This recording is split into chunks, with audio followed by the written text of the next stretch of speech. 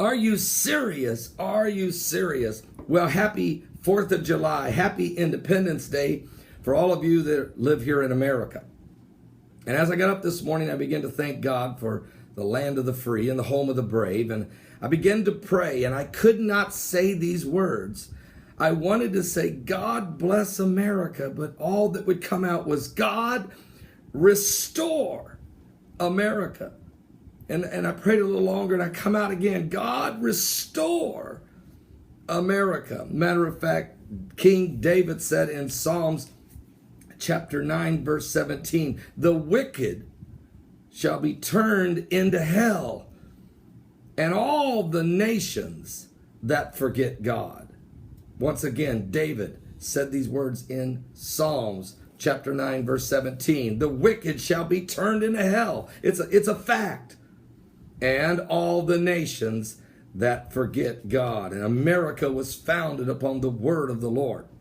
A right to assemble, a right to worship, the freedom of speech, the freedom of expression, the freedom to bear arms, the freedoms that we were promised and guaranteed were not just good ideals by founding fathers, but were actually principles, biblical principles from the word of the Lord. If you read Isaiah 61, you know that Jesus said he come to set the captives free, to give sight to the blind, to heal the brokenhearted, to set at liberty them that are bruised, and to preach the acceptable year of the Lord. Now, the acceptable year of the Lord, of course, is the year of Jubilee, which is a complete year of forgiveness and freedom.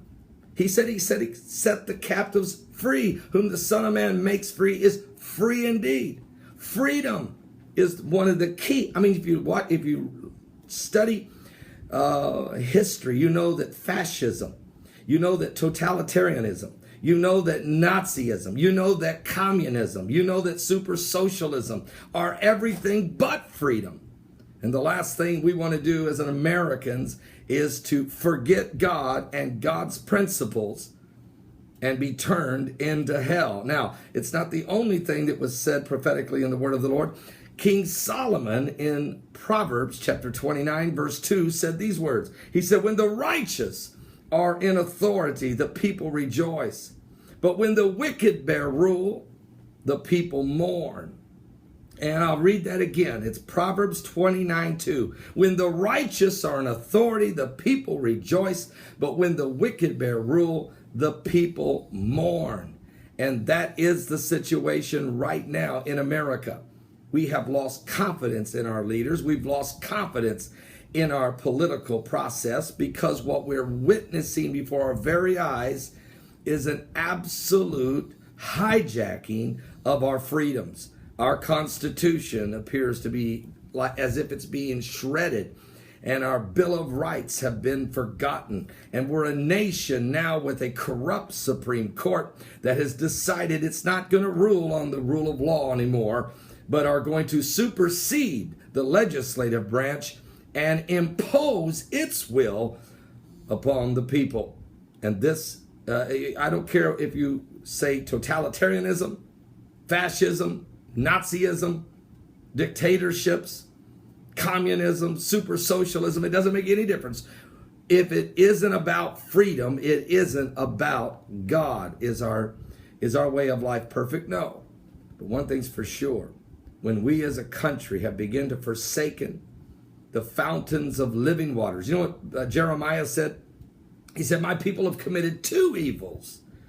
You have forsaken the fountain of living waters and have hewn themselves out cisterns, broken cisterns that can hold no water. It's one thing to reject or to walk away from the fountain of life, but then go out and dig a new well that doesn't hold water. Just doesn't make sense.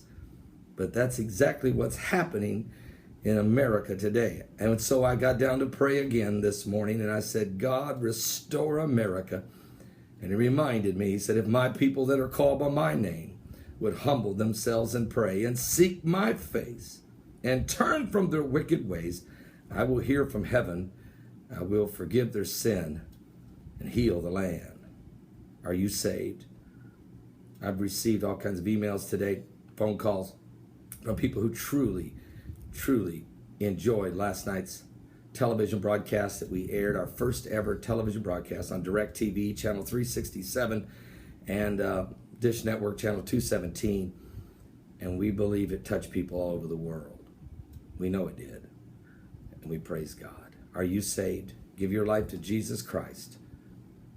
God, restore America. I want to thank all of you, brave men and women in uniform, for your service. All three of my sons served in the military, one currently right now in the Navy, and my daughter-in-law that's married to him. And they just had their first child, by the way, my 6th grandchild, that I haven't seen yet. So I got to figure out how I'm going to get to see it. But I can tell you this, time is running out. If we have more time, I don't know. Does America have more time?